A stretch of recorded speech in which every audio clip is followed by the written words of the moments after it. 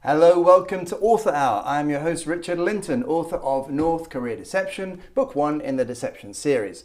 North Korea Deception is an international spy thriller set in London, Moscow, Vladivostok and Pyongyang. But today we are thrilled and frankly honoured to welcome Kelly Simmons, author of Not My Boy, which is the very latest novel. You might also have heard of She Went There, One More Day, The 5th of July, The Birdhouse and Standing Still. Kelly Simmons is a former journalist, advertising creative director, and her 6 novels have been selling internationally in a dozen countries for many years. She teaches at Drexel University MFA program, lucky students indeed, and is a member of Women Fiction Writers of America, Tall Poppy Writers, and the Liars Club. Additionally, she co-helms the weekly writers podcast Liars Club Oddcast, and coming soon, a new fiction serial podcast on HollywoodSpeak.com network.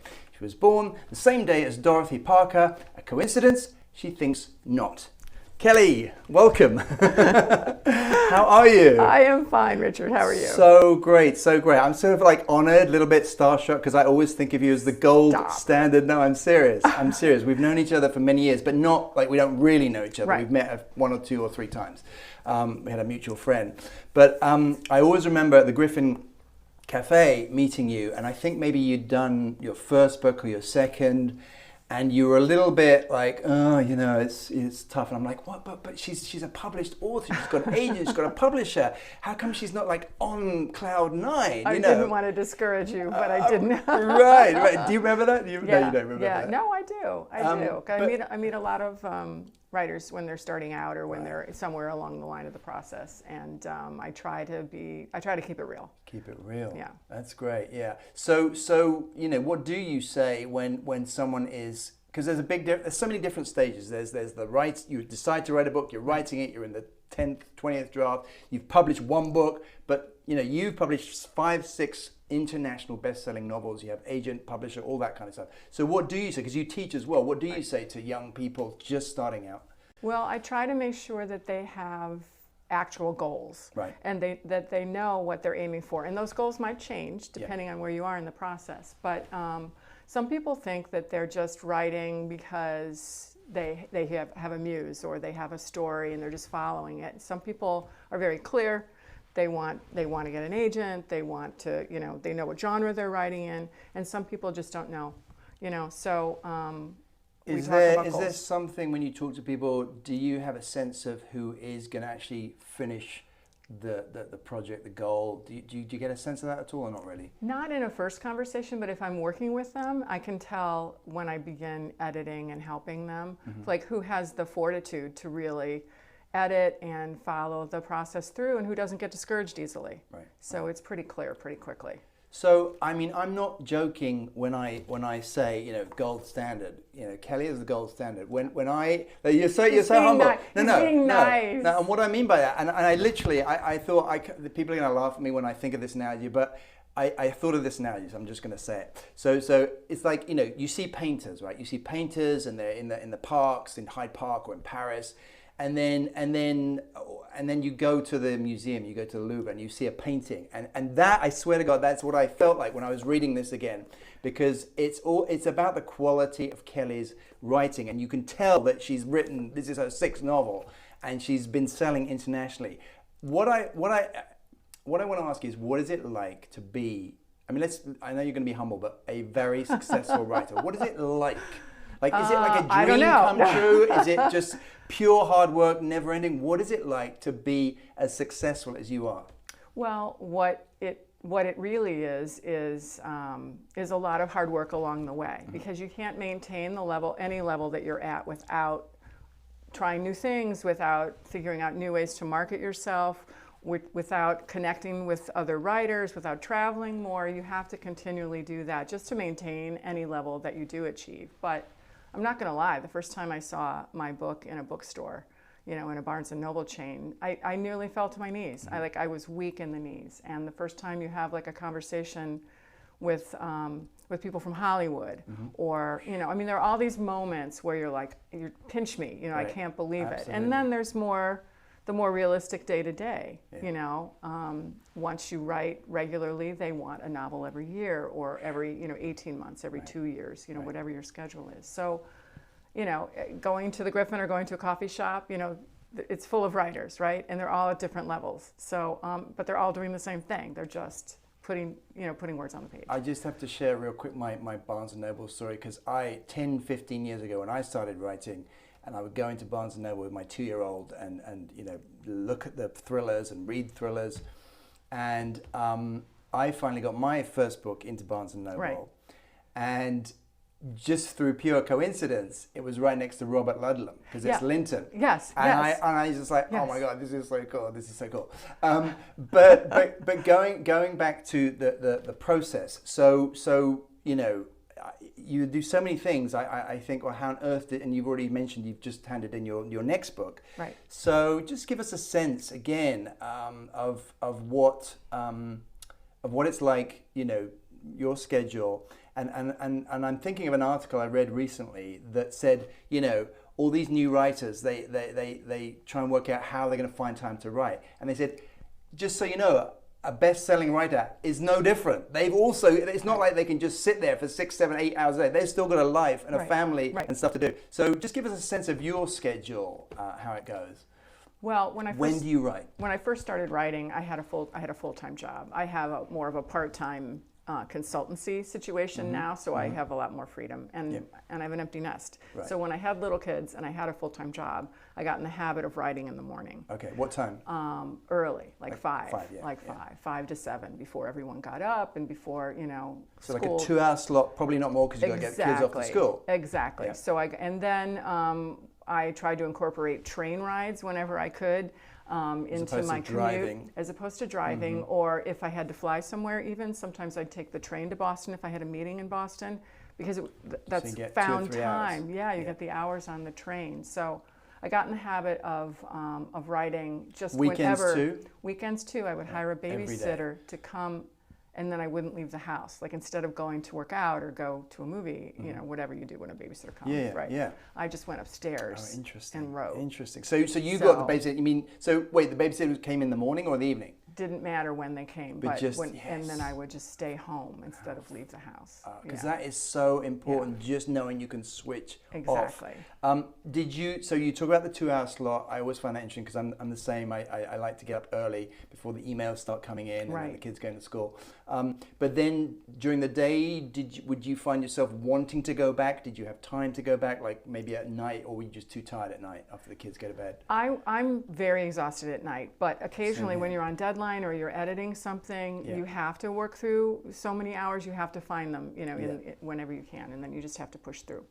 But I would find myself working out problems in the plot, or I'm sure this has happened to you because your books are complex. Some thorny issue would be solved while I was sitting in a meeting, and I would actually just write it in code on my yellow pad. Okay. I had a little code, like a little shorthand, and sometimes I did it on my computer too, even when people were watching me. Right. And then I just I cheated basically at my job by writing. Oh, so when you're actually working, working. Well, that's kind of the beauty of writing, is that no one really knows exactly what you're doing. You can minimize those windows. You can email yourself. You can jot down things that only make sense to you. Why not? No one owns you. Yeah, right. Going back to that success thing, because I'm an actor as well, and it's very different how you sort of, you see yourself on TV. It's great, people see it or whatever. I'm just curious, and again, I don't normally ask this question, but because you are so accomplished, what for a writer, the concrete examples? I mean, do people recognize you? Do people write to you constantly? What are the signs of success, would you say, when you are as high profile as you are? What's it like, again, to be a writer who's done all this? You get more emails for sure. You get random requests for fairly strange things, things that you wouldn't think a person would write to an author about, like helping their child with an essay, or so some of that you have to ignore, right? Yeah, you can't or respond to college students, saying that they have to write about an author and can I help them quickly and it's due tomorrow. Like that's happened a couple of times. Like you are in college, like grow up. Like you just don't even know what to say, right? And that is because, you see, again, it's interesting, like you got a website, right. and I think you can contact you on the website. Yes. So the thing is with like famous actors, you can't contact them. You have to go through agents and IMDb, and it's almost impossible to get hold of them. But with writers, you can. So, you know, it's interesting what stuff comes up. Sorry. No, you have to be more visible than you used to be because of social media. Right. So you have to have some interaction with readers. Yeah. That's the way you get invitations to talk to book clubs and, you know, go on Zoom and meet with book clubs and things like that. But once you go on the book club circuit, women really feel like you're their friend. Right. So they tell you things. Is this like one-on-one afterwards sort of thing, or even during the Q&A? Or even during the Q&A. I mean, mind you, women in book clubs are drinking, right?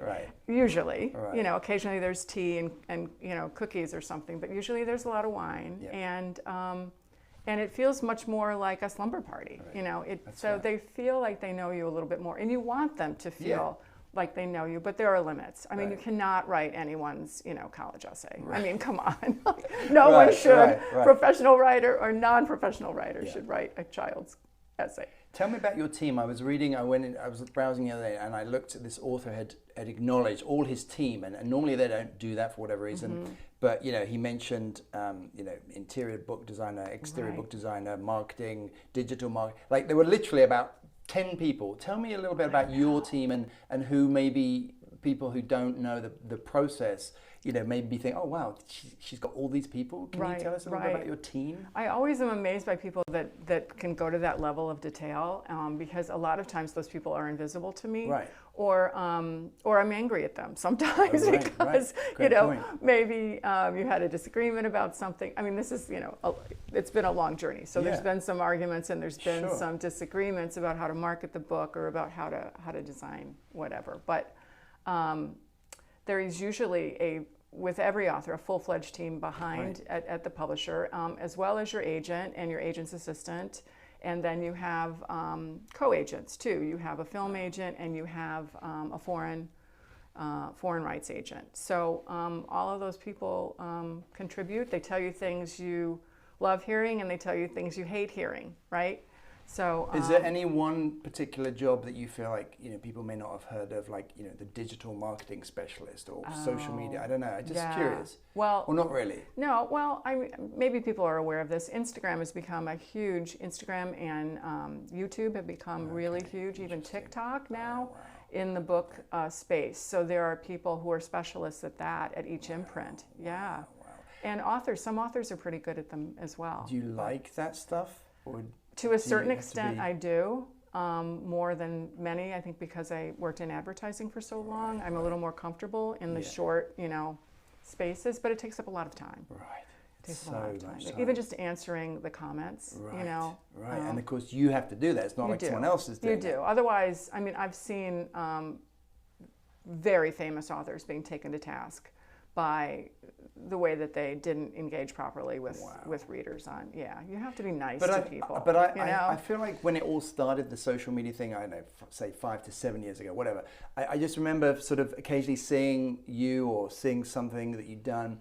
And I also have a sense that you're not a sort of BS-y type of person. And so I thought, I wonder if Kelly's really just, you know, hating this and having to do it. But I feel like you've embraced it and you've accepted it. But how hard was it to get into to putting yourself out there like that?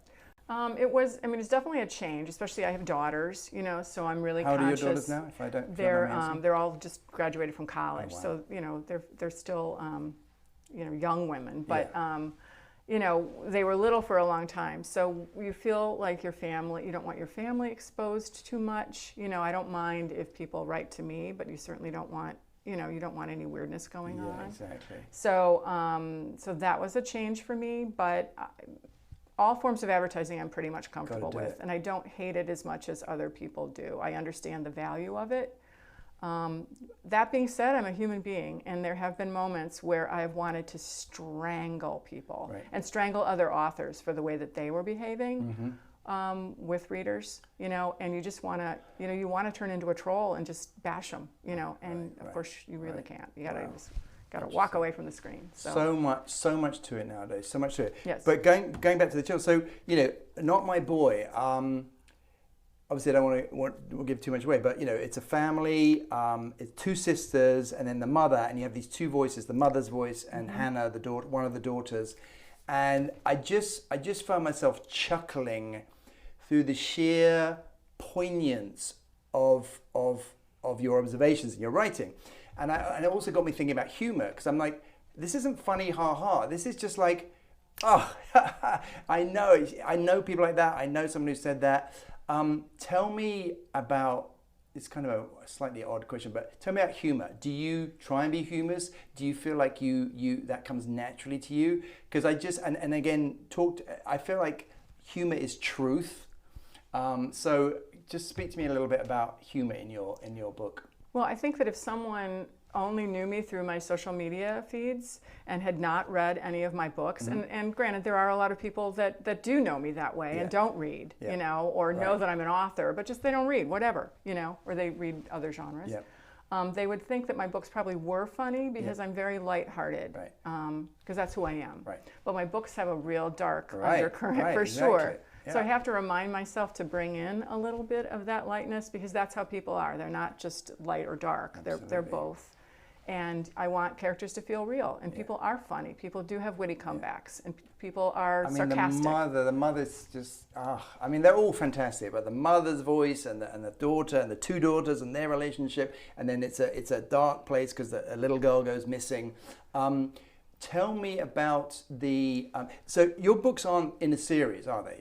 No. They're all standalone. They're all standalones. Yes. So that was. Let me ask that in a second. Let me just ask about again the title. So this reminded me of About a Boy. You remember that famous movie? Yes. So was that? I'm just curious. Was that title? Was it because I thought, well, if Kelly's used this title to sort of jog people's memory a little bit, it's kind of really clever way, and it fits the story. Tell me about the title. How did that come about? Well, I admire that author so much. The author of About a Boy, and in fact, we're friends on social media. Oh, wow. We've had some very funny exchanges. Wow. Anyway. But I chose it just because the defensiveness of it, and there's the two sisters who both have suspicion, one against their son and one against their husband.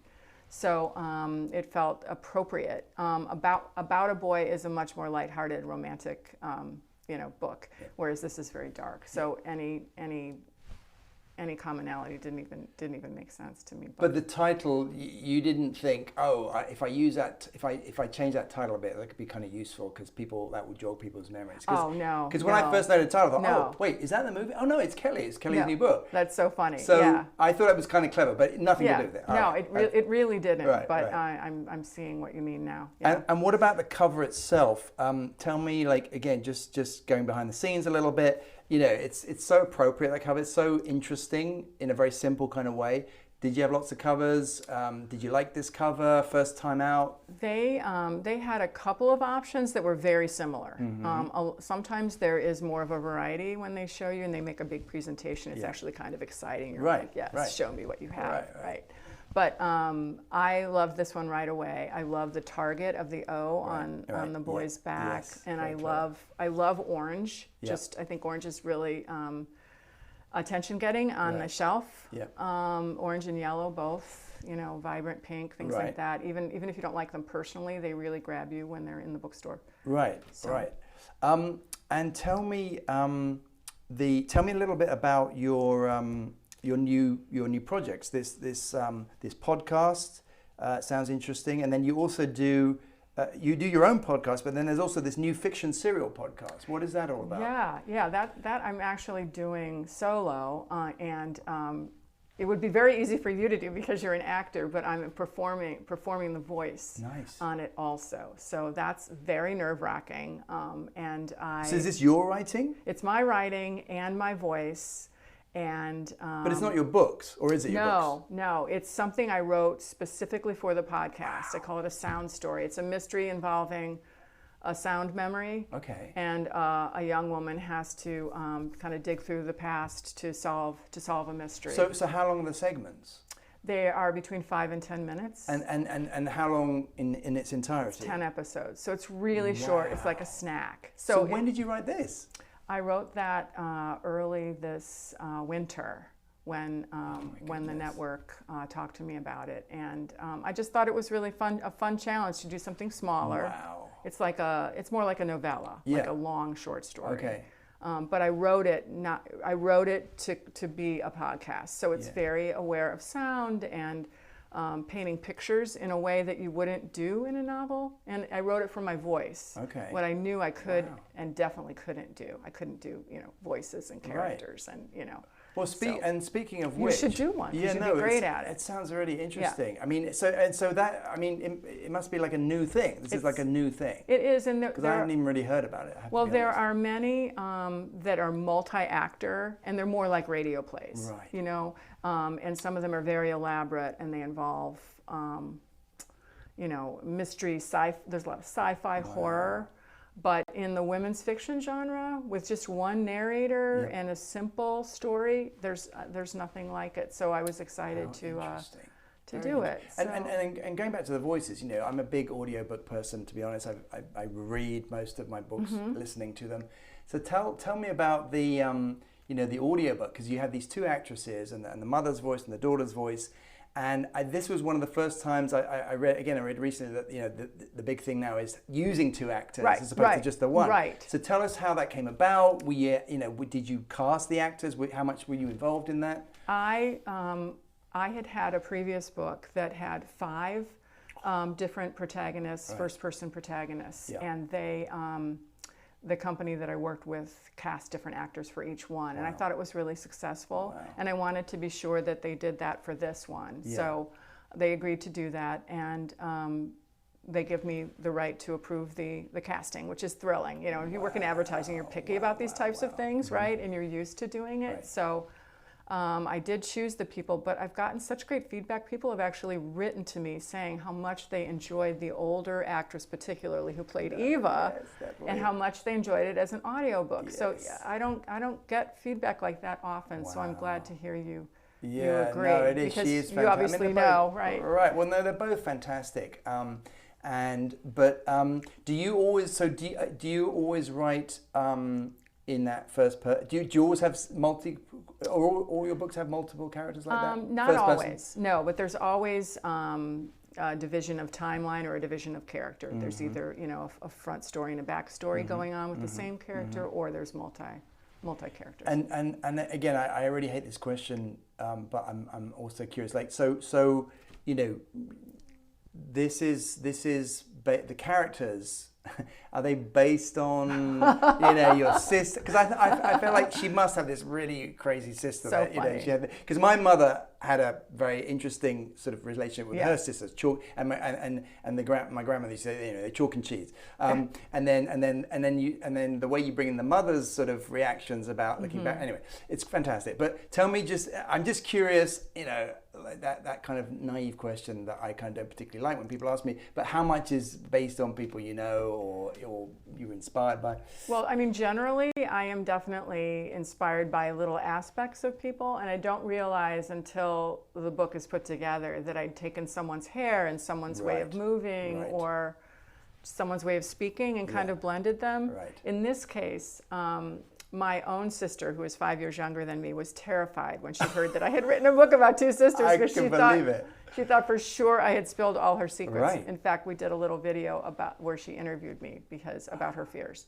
So I promised her that that was not the case. And ironically, she felt the boy, Hannah's son, has a very unusual connection to animals.